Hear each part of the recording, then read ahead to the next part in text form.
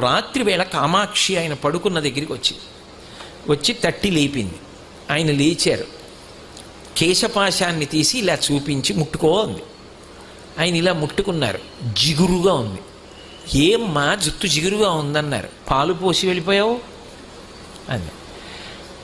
అమ్మా నీ గుడి పునర్నిర్మాణం చేయాలని తాపత్రయపడ్డానమ్మా అన్నారు. ఏమయ్యా గుడి పునర్నిర్మాణం చేయడానికి నువ్వు సంపాదించాలా? నన్ను అడిగితే నేను ఇవ్వను. దానికోసం నా జుట్టు ఇలా వదిలి వెళ్ళిపోయావా? చూడు పాలకంపు ఎంత సువాసనలు రావలసిన జుట్టునది. వెనక్కి వచ్చి అభిషేకం చెయ్యండి.